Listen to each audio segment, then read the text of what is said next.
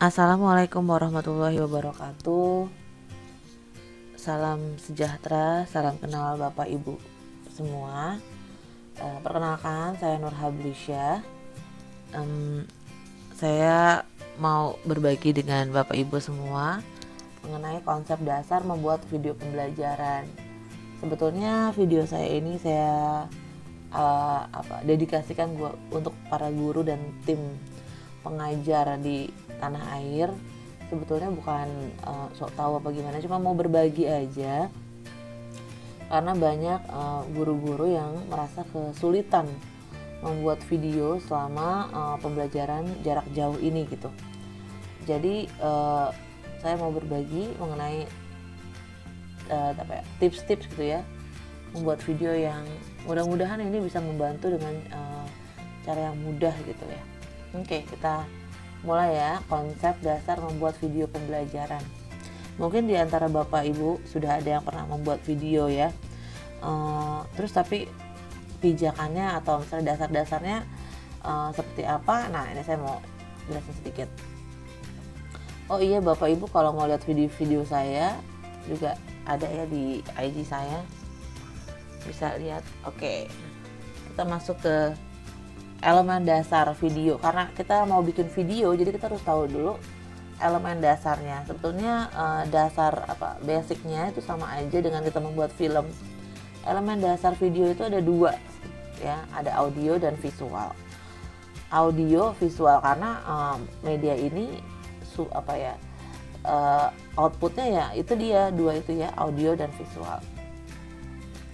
Kalau audio ada 3 hal. Pertama, suara narasumber. Kedua adalah back sound. Suara narasumber tuh seperti Bapak Ibu sedang mendengarkan saya, itu suara saya adalah dianggap sebagai suara narasumber. Back sound itu di video ini ada lagunya di belakang suara saya, itu namanya back sound ya. Back sound lebih pada suara lagu atau musik pengiring gitu. Ada juga sound effect. Sound effect tuh kalau kita nonton video vlog di YouTube itu banyak banget yang pakai sound effect. Misalnya sound effect bom lagi meledak duar gitu ya, atau pintu lagi kebuka krek-krek, atau misalnya, nah itu sound effect. Dan kalau di video pembelajaran, kalau saya ya Bu tidak menyarankan menggunakan sound effect karena bisa distract materinya. Jadi kalau mau pakai mendingan suara narasumber maupun back soundnya pun juga kita atur, kita pilih sedemikian rupa yang enggak terlalu dominan itu hanya sebagai pengiring.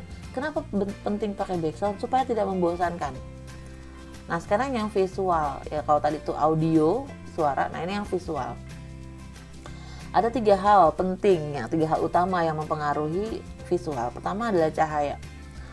Cahaya bisa dari matahari, bisa dari lampu ya, karena kita guru-guru kita pakai yang peralatan yang ala kadar ya, yang ada aja di rumah, biasanya pakai handphone gitu ya. Saya sih menyarankan kalau syuting sebaiknya di siang hari. Kapan waktu terbaik syuting? Ada jam-jam yang matahari lagi cakep-cakepnya, lagi bagusnya itu sekitar jam 8 sampai jam 10. Nah itu sinarnya bagus. Sore juga begitu, jam 2:30 sampai jam 4:30. Nah terus kalau misalnya jam 11, 12, jam 1 bagus nggak? Bagus Bu, tapi narasumbernya yang nggak bagus karena udah keringetan dan segala macam, udah panasnya udah nggak enak. Tapi kalau pagi Bu, ntar deh saya ada gambar yang saya syutingnya pagi, itu bagus ya, jadi terangnya tuh pas gitu. Dan saya selalu memilih kalau misalnya syuting outdoor atau misalnya saya pilih yang kayak begitu waktu-waktunya gitu. Kalaupun misalnya terpaksa syutingnya jam 12, pilihnya yang indoor tapi jendelanya kebuka. Jadi kitanya nggak terlalu panas, nggak terlalu ganggu ke narasumber. Jadi pertama tuh cahaya. Gimana kalau lampu? Lampu bisa, lampu neon. Ya, lampu neon. Dan peralatannya juga harus bagus. Kalau maksudnya gini, handphonenya kalau ibu-ibu pakai handphone, bapak ibu pakai handphonenya juga yang bagus. Maksudnya yang pencahayaannya tuh kalau terima cahaya lampu dia bisa lebih terang gitu kan. Ada handphone yang peka sama, walaupun cahayanya nggak terlalu kayak matahari gitu tuh nggak apa-apa. Tapi kalau misalnya udah syutingnya indoor malam, lampunya redup, sebaiknya dihindari, jadi gambarnya kurang bagus ya, apa korel gitu ya, kurang cahaya. 2, sudut pandang kamera. Nah ini sebetulnya sudut pandang kamera atau kamera angle tuh banyak banget ya, ada full shot, medium shot, long shot, bird eye gitu, eye level, itu banyak. Tapi yang umumnya buat kita nih yang masih pemula, kita pakainya 3 aja. Full shot itu syuting yang full, maksudnya yang zoom gitu, yang tangannya aja gitu misalnya ya, matanya aja, yang kedua belah mata itu betul-betul yang dekat ya. Kalau medium itu aturannya adalah pas foto, jadi dari kepala, pundak sampai dada, sampai pusar lah ya boleh. Kalau long shot itu mengambil jauh, jadi dari atas kepala sampai kaki kena semua di layar. Nah kalau untuk pembelajaran saran saya kita menggunakan full dan medium aja ya. Kenapa enggak long shot? Ya kalau long shot buat pelajaran olahraga penting ya, karena harus ngasih lihat ke siswa berlari, menendang bola, itu pakai long shot bisa. Tapi kalau misalnya tutorial atau cara praktek membedah katak begitu, atau misalnya praktek fisika, atau misalnya mungkin yang guru TK menggunting origami, itu nggak perlu yang long shot, nggak perlu jauh, dekat dan sangat dekat gitu. 3, gerakan kamera, tilt up, zoom, pan. Nah ini karena kita menggunakan, misalnya di rumah menggunakan peralatan ala kadar ya, tadi kamera handphone, ini nggak terlalu penting. Kalau mau coba-coba juga eksperimen gitu, tilt up tuh artinya gerakan kamera ke atas ke bawah, zoom itu mendekat dan menjauh, pan itu ke kanan ke kiri gitu ya. Tapi ini buat kita mungkin akan merepotkan, jadi saran saya sebaiknya gerakan kamera gerakan yang still aja, yang diem aja. Oke, sekarang kita ngomongin tahapan produksi. Pertama, praproduksi. Jadi ada 3 tahapan dalam produksi video maupun film. Ada praproduksi, ada produksi, dan pasca produksi. Praproduksi itu adalah kita bikin konsepnya dulu, setting, cerita, talent. Jadi misalnya ya, materi yang akan ibu bawakan misalnya tentang hukum Newton gitu misalnya. Hukum Newton kan banyak, kita nggak mungkin semuanya kita omongin, durasi kita itu sedikit gitu. Mempertahankan perhatian siswa itu nggak mudah, apalagi lewat jarak jauh begini. 10-15 menit itu udah paling maksimal. Jadi 10 menit lah kalau yang idealnya ya, apalagi kuota mahal. Jadi 10 menit itu udah yang benar-benar udah paling ideal gitu. Jadi harus dipikirin konsepnya gitu. Dari hukum Newton itu mana yang mau kita bahas? Misalnya apakah gaya potensial apa gitu. Terus kalau misalnya bikin video tentang matematika gitu, misalnya matematika mau ngomongin tentang desimal. Nah setelah kita udah punya konsep nggak usah jelimet-jelimet, ibu bapak tuh bisa tulis di selembar kertas itu konsepnya mau membahas tentang misalnya matematika, pecahan desimal, tadi ya konsep hukum Newton. Kalau untuk siswa TK misalnya mau belajar menggunting origami ya, motif daun gitu, itu juga bisa. Sekarang produksi itu pas saat syutingnya. Ketika kita syuting, supaya kita nggak capek di editing, syutingnya harus sungguh-sungguh, harus yang terbaik gitu. Kenapa? Karena kalau syutingnya asal-asalan kita akan capek di editing. Jadi syutingnya dengan sebaik mungkin tanpa retake berkali-kali. Jadi kalau bisa 1 kali take aja udah oke gitu. Gimana caranya? Caranya adalah ya kita ambil gambar ya, pencahayaannya yang bagus, audionya juga dicek. Kalau bapak ibu punya punya earphone yang ada mikrofonnya, bisa dipakai karena itu ngebantu buat audio ya, audionya bisa sangat lebih clear gitu ketimbang kita ngomong dari jarak jauh ya, apalagi kalau syutingnya pakai handphone ya, itu kurang clear, kurang jernih gitu. Tapi kalau pakai mikrofon yang ada pakai earphone yang ada mikrofon itu lebih cukup membantu gitu. Udah diproduksi, syuting, kita masuk ke pasca produksi, editing. Nah tapi kan saya nggak bisa editing Bu, ada software khusus Bu yang ya lebih mudah lah ya. Saya lihat banyak guru-guru yang udah mulai pakai kayak KineMaster gitu ya. Jadi cuman motong gitu ya. Bisa nggak pakai dipotong-potong? Bisa, berarti produksinya pas saat syuting harus bagus, suaranya bagus, terus gambarnya juga bagus maksudnya. Tapi kalau cuman mengandalkan hasil syuting aja, nggak bisa ditambahin judul, nggak bisa dikasih background musik, itu nggak bisa. Ya tetap harus ada editing lah sedikit-sedikit ya. Tapi gimana caranya editingnya biar nggak lama-lama, biar lebih efisien gitu kerjanya. Nah ini dia konsep dalam membuat sebuah konsep video. Ini penting banget, dengan membuat konsep yang jelas, bener video kita jadi enak dilihatnya. Maksudnya tuh ditontonnya juga orang nggak bosen, dan apa yang kita tujuan dari video itu bisa ditangkap oleh audiens gitu. Secara umum konsep itu terdiri dari konsep video terdiri dari tiga bagian. Yang pertama adalah opening atau pembuka, kedua ada isi ya di bagian tengah, ketiga adalah penutup. Ini standarnya seperti ini. Nah, konsep dalam sebuah program TV pun begini. Opening itu pembuka, biasanya durasinya, ini kita kalau bicara 10-15 menit ya, video pembelajaran kita.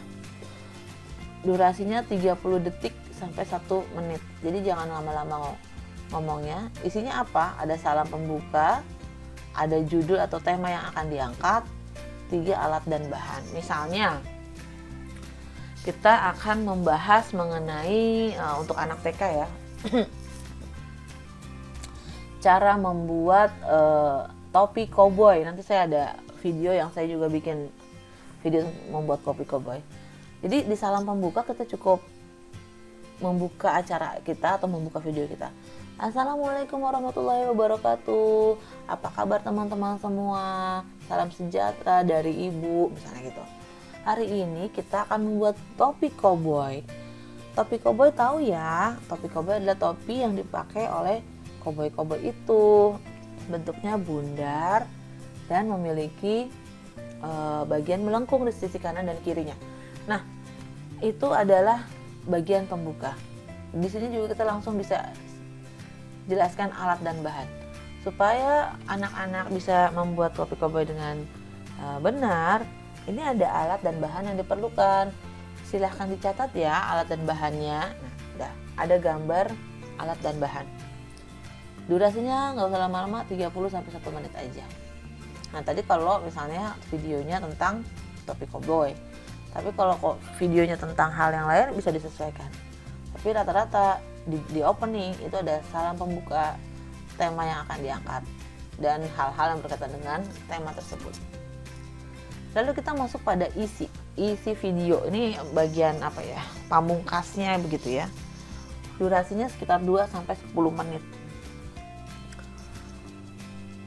Terus apa aja? Nah, karena di sini isi itu adalah jiwanya video, maka paling lama lah durasinya.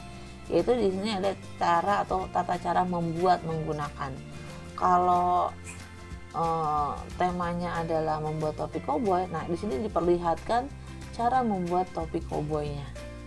Kalau di opening ibu bapak ingin muncul, maka gambarnya ya gambar ibu atau bapak yang sedang mau membahas tentang salam pembuka atau tema yang ingin diangkat itu. Nah, di bagian isi, Bapak Ibu menjelaskan bagaimana cara membuat topi koboi atau tema yang diangkat itu ya, dari A sampai Z. Kalau mau dikasih background, gambar dan segala macam bisa juga. Ini juga bisa dikasih tips-tips. Setelah isi masuk ke penutup. Penutup biasanya durasi 1-2 menit. Isinya adalah simpulan, harapan-harapan, dan kata penutup. Baik teman-teman, tadi kita sudah membahas mengenai pecahan desimal, ditandai dengan koma. Nah, cara menghitungnya sudah dijelaskan ya. Harapannya dengan adanya video ini teman-teman bisa berlatih di rumah. Untuk berlatih di rumah silakan dibuka buku halaman bla bla bla sampai bla bla bla. Terima kasih atas perhatiannya. Jangan lupa jaga kesehatan, tetap semangat. Wassalamualaikum warahmatullahi wabarakatuh. Nah, tadi itu adalah simpulan, harapan, dan kata penutup. Kalau title apa? Maksudnya nih title adalah kredit title ya Bu. Ucapan terima kasih kepada kepala sekolah atau siapa dan segala macam. Nah, jadi alur isi konsep video setidaknya ada 3 bagian ini. Nah, ini saya mau kasih contoh. Ini video saya, judulnya membuat topi koboi. Ya, membuat topi koboi oleh Prakarya 15 menit. Ini tadinya saya mau bikin channel Prakarya 15 menit, tapi adanya di channel saya. Ini membuat topi koboi, ini title-nya. Nah, kalau Ibu perhatiin gambar ini, gambar topinya, ini adalah gambar yang zoom ya, gambar yang full shot gitu. Nah, membuat topi koboi di pembukanya ada ini nih, alat dan bahan, tutup panci, gunting, pensil, dan karton. Nah, ini alat dan bahan semuanya pakai full shot. Kenapa? Supaya bisa kelihatan dengan jelas oleh siswa di rumah. Nah, ini juga gitu, ketika ngomongin isi, cara membuat saya juga pakai full shot. Kalau tutorial membuat begini memang harus deket gambarnya, harus full shot gitu ya, harus dari jarak dekat, nggak boleh jauh-jauh supaya apa? Supaya orang bisa lihat dengan jelas. Kayak begitu ya, cara melipatnya juga. Nah, ini pengambilan gambarnya pakai gimana nih kan, tangan kiri tangan kanan semuanya digunakan untuk melipat. Nah, pakai tripod Bu, sekarang kan udah banyak ya tripod atau gimbal, boleh. Nah, ini saya buat video cara membuat kue ulat ini di rumah. Saya bikinnya pagi-pagi nih Bu, dari jam 8. Ini lihat sinar mataharinya tanpa pakai cahaya yang gimana gitu ya, udah bagus, udah terang di videonya. Ini saya bikinnya indoor pakai cahaya lampu, dan ini siang-siang. Tapi kalau dibanding dengan syuting yang ini, lebih bagus yang kue ulat gitu. Nah, ini saya ngambilnya nggak full, ini buat opening. Jadi mukanya kelihatan dulu, opening medium. Ini alat dan bahan ya, masih di opening. Tata cara membuatnya full shot ya, jadi harus kelihatan produknya. Tata cara membuat tuh, karena apa? Karena ini harus emang kelihatan sama audiensnya ya. Kalau enggak nanti orang bingung diapain tuh gitu. Jadi harus berapa kali syuting. Untuk ini saya bekerja keras di editingnya. Jadi syutingnya berbagai macam. Ambil dulu openingnya, tata cara syutingnya, tata cara membuatnya, baru nanti dijahitnya, disatuinnya di editing. Jadi gambar-gambar tuh baru dijadiin satu di editing. Nah, ini endingnya atau closingnya, itu kue ulet yang udah jadi. Kira-kira segitu dulu materinya, mudah-mudahan bermanfaat. Terima kasih atas perhatian Bapak Ibu semuanya. Mohon maaf kalau ada salah-salah kata. Assalamualaikum warahmatullahi wabarakatuh.